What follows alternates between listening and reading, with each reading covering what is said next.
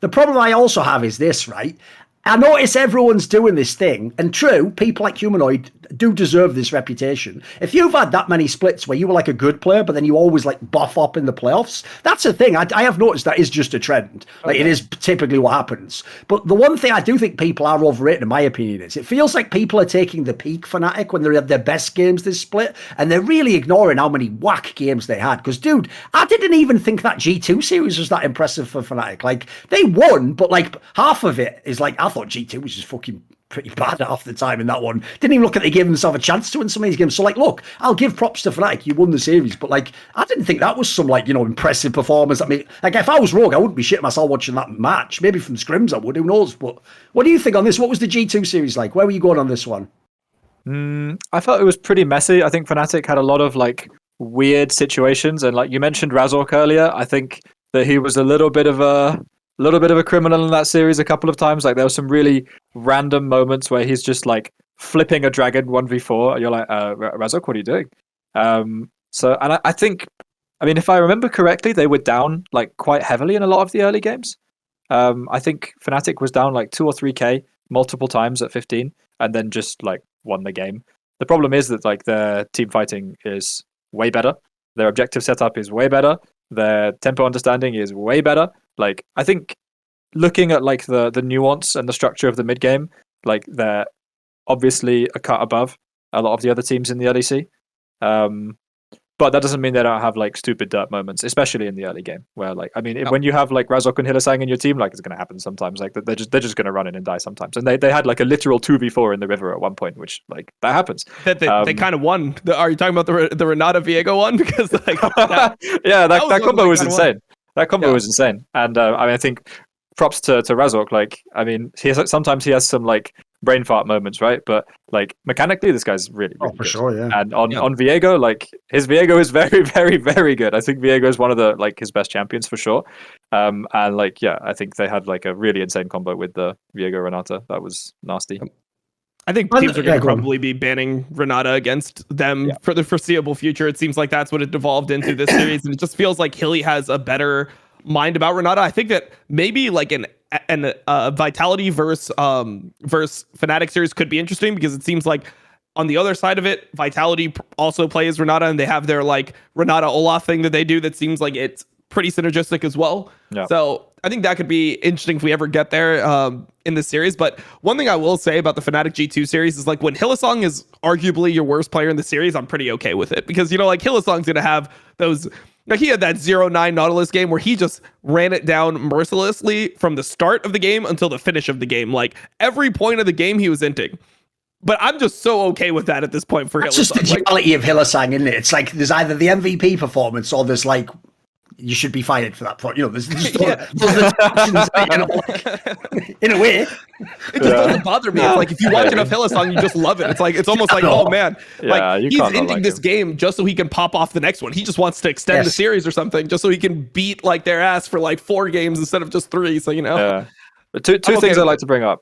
Firstly, on Hylissang, like, he has some dirt moments, but like throughout the split, like he's had some insanely intelligent moments. Like I remember we played a game against them when he hid a goddamn ward on top of a control ward or something. Like I think he hid a control ward under a normal ward on the Nash, and we thought we'd swept it, and it was just sitting there. And we were like, dude, and like stuff like that. So the whole Fnatic team backs while we're like sitting around the Nash waiting for them to come in. Like they're gonna come in any moment now while they have full vision of the Nash. And then like obviously we like the map state is just doomed and we lose the game after that. Or like things where he has like literally like I can see on the map that he's micromanaging his jungler, being like, this ward is going to time out in 3 seconds. 1, 2, 3. Okay, now we gank. Stuff like this. Like he's so intelligent. There are some really, really, really amazing plays that he's made on that, like on that front, which are like things that go under the radar sometimes. But I think there are few other players with like the like presence of mind to do things like that, which is a big point in his favor. So there are for sure intangibles that he's bringing, even when he's derping sometimes. I think the other point to mention with G2 Fnatic is like, again, like looking at the drafts, like they're so one-sided in terms of like the bans that Fnatic is, like the bans that G2 is forced into. Like again, they legit have locked bans. Like they have TF, Caitlyn, Zeri, and Jinx. There are like 4 champions that they desperately want to ban every single game. And again, like they can't trade any of these champions. Like they're saying straight up on blue side, we can't first pick TF, we can't first pick Zeri, and we can't first pick Caitlyn. So like what are Fnatic's locked bans on red? Jinx. Like they literally have to invest 3 bans to get you to ban 1 champion, and then Fnatic can do whatever they want. Like they choose to ban Hecarim aside from that. And then they have like a Lucian ban, which like I don't even know if it does that much, frankly. I guess it's so that Humanoid can play LeBlanc. But like when you have the bot lane like that happening to the bot lane and their bot lane still getting smacked, like they're investing so many bans into bot lane and they're still getting smacked every early game. And you then have Humanoid just being like, pick me LeBlanc 1-2. And looking that good, like I think that speaks to a huge gap between the teams in terms of their like depth, their ability to adapt, their champion pools, like their laning phases on the bot lane. Like I think there was a big gap in that sense. Even if some of the Fnatic early games were mega sloppy. Yeah, the Fnatic early games were sloppy, but it's like one of those things where when Humanoid just monster ints like a fight. So for example, they got solo killed a couple times in the series. In game 4, they were playing the Zilean, and you see like Hylissang double bomb, have nothing left, and just walk into the enemy team and just start auto attacking on Zilean, and he just dies level 2. It's like he's so smart that you question whether he's too smart that you don't even understand like why he's inting. It's like was this like. Yes. Was this good in some way? Like it makes you question your own game watching Hylissang play. So yeah, players for sure feel that as well. You know, like when Hylissang walks forward, people are like, "What is he doing?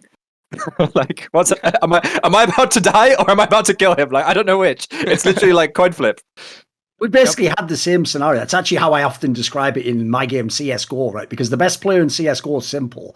Believe it or not, before he was considered the consensus best, he used to actually be criticised by analysts along exactly these lines. People would be like, okay, he might be like the most skilled player, but you know, some of his decision making is questionable. And the joke is, like, he didn't like do what we're telling him, which is like, you know, like play more meta and how you know, the correct way, like a coach would say, you know. The joke is he just kept pushing his style, but because he became even better at the game, now it's the opposite way around. Now we're the ones having to figure out like, fuck, actually that doesn't make any sense what he did, so why are we wrong? Why is our like meta conception of the game wrong? Because actually this is the key point I learned though. It's like it's only wrong for the rest of us. For the guys who are like aliens from another planet, like these guys, it's the right play for them. It would be the wrong play for us. That's the distinction I've learned. Is like the problem is like this, Mac. Even if that is an amazing play the guy makes, you can't coach that. You can't tell another support like, right, here's how you're going to know that. It's like, no, if anything, mate, stay away from all that shit. Just stick to the A, B, and C's. We'll worry about that stuff. That's the PhD course. You're not ready for that yet. Like, you've got to get through you've got to graduate before we can get to that point in time. Right, let's flip it over, because one thing I want to talk about, it's a topic we've also discussed a lot on this show, going week to week to week, and I feel like this is the perfect moment for it, because I can't believe there's still people, Mac, I want to get your take on this, who think it's just fine that like Caps is just a good player in League of Legends now. Like you were just saying there yourself, effectively, Humanoid styled on Caps in a fucking playoff series. Oh, yeah. That would be inconceivable in past years. Like the premise should be, if we hadn't have seen this for the last like year and a half or so of Caps, people would be saying the Vethio story to be like, right, well if Caps pops off though, your G2 could win the series, and then let's see, but I don't think people even really expect it. And in fact, the thing I found very shocking was the number of people who are in the scene where, because they respect him, their take's sort of like, he's fine. It's good. It's like, but he was probably doing the right thing because he's Caps. Is kind of the but you know, to me, it's like, but dude, it's Caps. Like he's supposed to be a monster. Remember, he was supposed to be a transcendental player. He was like I even used to say he was the only Western player for me in like 2020 that like I actually thought was as good as the best Asian players. Like you put him in a game with fucking Showmaker BDD, he'll compete. He'll have a chance, you know. So what do you think? Are we off? Are we not seeing something? Because to me, it's not even just performance. Like his champion pool is alien to me. I don't know where this has come from. The joke is Humanoid's playing the bloody champions. I would expect Caps to be on. You know, it's like he's become some sort of mage player. If you look at any interviews in the last year or so, he mirrors all these sentiments, by the way. He always keeps saying these weird comments, like vague things about how he's sort of like changed his decision making and how he's involved as a player. Where are you at on this topic? I want to get your thoughts. Okay, I mean, I think there's two assumptions that are worth like just like checking in with there. First one is that I think, like, let's be realistic, Humanoid's just the best, and like for me it's not close. I don't think it's close between like the second, like Humanoid and the second place mid laner. I don't think it's close. So like that's the hardest matchup for sure. And Humanoid's actually always been true. Good Yeah, that's Caps. a good point. Like there are individual matchups between players. I think I remember Humanoid's first ever game in the LEC, solo killed Caps. Like it happens, and like he's always been good against Caps. That's true. Yeah, even from the Splice days. Yeah. On Caps historically, I think if you look at him like competing versus internationals, obviously he can compete versus like a lot of the good international teams. And like, I don't want to take away from how insane he was on Fnatic in 2018, G2 in 2019. But then you look at him versus like the best of the best of the best. And like some of that is team stuff, because I think the Asian teams play mid 2v2 or mid 3v3 with support jungle way, way, way better than Western teams. But like, I think if I remember correctly, in both of the finals, world finals, like Caps was like getting completely destroyed. I think by Rookie and Doinby, he wasn't there. Yeah, I think it's fair. Yeah, there was like a big narrative coming into the especially to 20. Well, actually, on both teams, Caps was like the central piece, right? And the big narrative was that he was going to be the guy that was going to like carry to finals, like carry the world final, and like he just didn't. He wasn't even like close in those series. Like there was a big gap between him and the Eastern mid laners there. On him right now, I mean, I for sure think it's weird, because when you look at like G2 as a roster, you think like, okay, you have a rookie bot lane who like are obviously going to play low econ. They've obviously been playing low econ the entire split. You have Jankos, who's a supportive jungler, and then you have Broken Blade, who's going to be carrying. So you're assuming that you're playing like a solo lane carry oriented team. And like, for example, I think that, you know, in spite of what I just said, I think Caps' like Irelia, for example, is like insane. Like, holy moly, he's good on Irelia.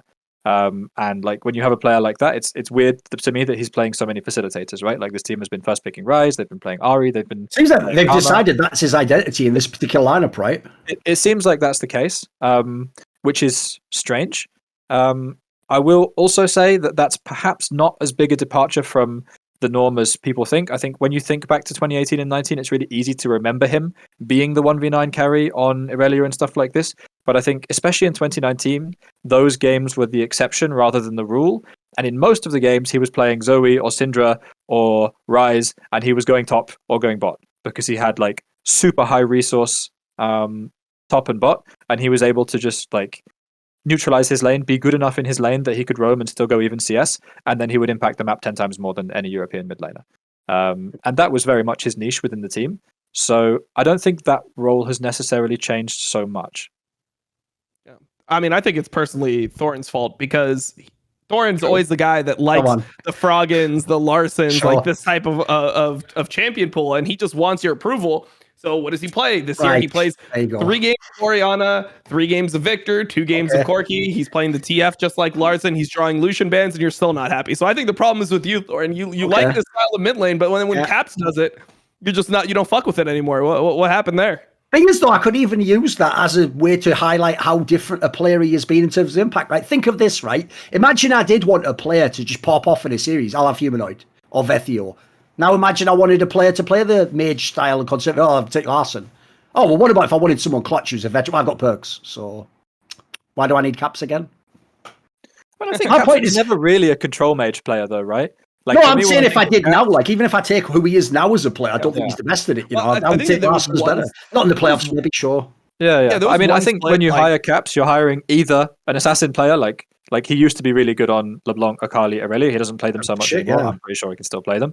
Or like Ryze, Zoe, Syndra, like early push and roam champions. And I think like that's more his niche than anything else. I don't think control mages were ever really his niche, to be fair. Sure. Yeah, except for like, I guess 2020 summer, where he was just playing. This is like when he was building a Soul Stealer on like Syndra every game, and like and Orianna. And that was, by the way, his cleanest drag. Split. If people don't remember, that was one where he was actually like he was almost no craps in that one. He was fucking amazing in that one. I remember that was a very good one. Mm-hmm. Right, what about this then? The other thing I wanted to ask about is on the G2 side. Right, realistically, what does this actually, like, coming into the playoffs, Mac, and I was reading a lot of interviews and listening to a lot of the players and seeing where they're at, and it sounds like, because a lot of them also think Rogue will choke, and, you know, like they have to, essentially, basically, if you're a pro player and a top player, Rogue has to prove it to you before you're going to give them the credit. That's just the way it is at the moment behind the scenes. But I noticed, going off scrim results, a lot of people actually were saying Fnatic's the best, but a lot of people were also saying G2 is really good, actually, and they thought G2 would be like a sleeper, and maybe that could be like, if Rogue doesn't make it, maybe it's G2, Fnatic in the final, right? Obviously, true, this first one technically is against the people the consensus best in Fnatic, but I was a little bit underwhelmed generally by G2 here. Like, look, certainly the lower bracket teams are different, but It makes me wonder where, like, the problem I've had all split long, Mac, with G2 is I feel like the ceiling doesn't feel like it's that high, because I've only seen the official games, obviously. What I've seen in the official games, they never looked like a world beater, mate. I mean, Dom made the point that, like, when have you ever seen them have a lead and just, like, play out the game properly and just win the game? Almost never. In fact, half the time, they didn't even bloody have a lead. Like, that's why, to me, if people don't know, that's why I tunnel on the Caps part. Because if I don't have this crazy win condition, suddenly this team just becomes, like, just a good team, but like they're not. I can't think of anything in their identity that's dangerous to anyone else, or like they're uniquely good at. Like, where are you at on G2? I would be fairly close to that evaluation. I think. I don't think that they're a team where you look at them and like when you draft against a team, the worst thing is to be like, fuck, I can't give this guy Camille on top lane. I can't give him LeBlanc on mid lane. And I can't give him Zeri or Jinx or Aphelios on bot lane. Like, I don't feel that with G2. I don't feel like they're a team with like a huge number of carry threats, which again is why it's weird not to see Caps playing more Assassins, more LeBlanc, more stuff like this, right? Because like he's obviously good enough to do that, like he has been in the past at least. So, and like with that, then if you have like Broken Blade, I think is good enough to carry, and I think Caps is good enough to carry on those champions. And your bot lane, like when you hire that bot lane, you're not expecting them to carry, right? Like that's not their job. Yes. And it's the same with Jankos, right? Like when you decide to keep Jankos on your roster, you're not being like, well, this guy's going to play Nidalee and 1v9 the game. Like that's not the way he's going to play. So the problem I see is that with Caps on facilitators, like it's not like you have these like mad carry threats in the other roles, you basically have Broken Blade, who they're playing for a lot. They're playing like Ryze, Jace, a lot of stuff like that in the early game, just like going top. They do seem far and away the most top-centric team in LEC, right? Absolutely. And Broken Blade's for sure good enough for that. But then where are the rest of the carries in the team? The carry can't just be top lane, and then like a Ryze who gets outscaled in the late game. What do you think, Dom? Well, I mean, I agree with that completely. I mean, I just think that they're not going to be the team that's going to surprise anyone. And they just, it's pretty much what we said all split, right? Like, they're just not the team that, like, when you have a lead, you're like, oh, it's secure with G2. They're going to make, like, the final macro decisions. And I feel like Jankos just gets them through the early game a lot of the time when people are making mistakes, and it's completely fine. But they just don't have that quality where you think that they actually can close out with leads. And a lot of times it ends up being sloppy. The thing that I would actually ask you, Mac, is about the Flockhead comments recently. I don't know if you saw the interview, but he said that he actually thinks that Rogue's bot lane is significantly better or like better or easier to play against than Fnatic's bot lane. This was really hot. That's pretty spicy. Yeah. Wait, obviously, you mean harder to play against than Fnatic's bot lane? Harder. Yeah. Harder. Yeah, Rogue's bot lane is harder to play against than Fnatic's bot lane. He thinks that like Fnatic's bot lane is kind of just whatever in terms of pure laning. And to me, this makes sense when you look at like how they just laned to G2. Like I'm like, okay, well, they were getting completely shit stomped by Rogue, and then they played into Fnatic. When G2 was playing into Fnatic, they were okay in the lane. Like they had some lanes where they even got solo kills. So from his perspective, he's like, oh, I can actually kill these guys, and the other guys are just shitting on us the whole time. So I can see where he's coming from, but I just wanted your take on it because I think it's so hot in the community right now while we're on G2. I mean, I would need to look at it specifically, but I think historically, even if I think back to like the last 3 years of Upset, even when he was playing with Ignar, I think that was 3 years ago, like they, as a bot lane, have not been the type of bot lane that is just going to like murder you in lane and 2v2 kill you. And I think Comp and Trimby are much more that kind of bot lane where they're going to play for bot lane. Upset is going to play like a high resource style, and he's going to expect to get resources into him and all of that type of stuff always. But I think they're, generally speaking, very good at turning prio into going and getting mid prio and things like this, right? So I think like as an ADC, you might not be able to feel the impact, but I think if you compare the impact that Hylissang has on the map compared to the impact that Targamas has on the map, that's probably also coming from the bot 2v2, as well as like factors like, Hylissang just being more experienced and really good, right? Like probably a better player right now. I think from bot lane perspective, it's hard to feel that, like when you're not getting pressured, but the enemy support is like kind of everywhere. So that might be the case. Again, I'd need to like look more closely at it. I would tend to lean towards Upset and Hylissang, but I don't know if it's super unfair to make a case for like it being harder to lane against Comp and Trimby, because they also play like a lot of really obnoxious combinations, stuff like the Caitlyn Lux, for example. Agreed.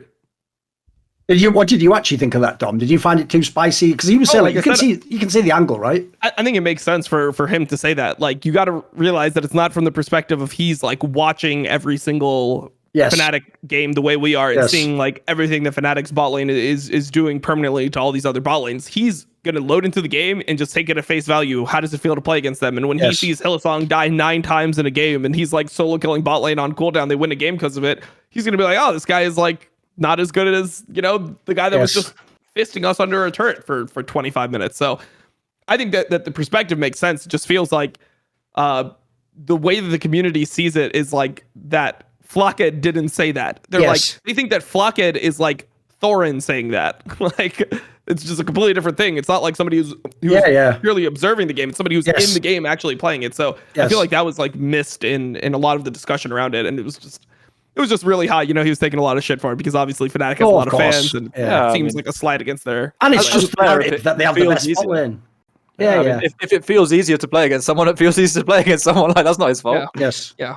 I'll also say as well, from knowing a lot of pros in many different games, that's actually also one of the hardest things to disagree with them, because since you don't know what the experience of actually playing, the term people always use is the best way to describe it is how much resistance do you feel when you play, you lane against that person, you fight against that person. Because the problem people don't get is, I'll give a quick analogy. If anyone's ever watched an MMA fight like the UFC, the same thing, a perfect phenomenon example happens like that, right? Which is, say you're actually one of the fighters, right? From the outside, it might look like, oh, it was a pretty even fight. You were in there. You maybe could have beaten him. But maybe what you're not seeing as the outside person is maybe the other fighter just always landed like a surprising jab, like a very small punch just over and over on the other guy. That actually might mean the other guy might feel like he was just getting fucked up all night long. Like, fuck, I never could get in a position. He was always throwing me off. I could never time it. Like, that to him might suddenly seem like the most important metric. And he was like, I didn't have control of that fight. Whereas as a neutral observer, you might just be like, I was back and forth. He was doing this, because you don't know what the feeling of that punch is like, or what the expectation is, or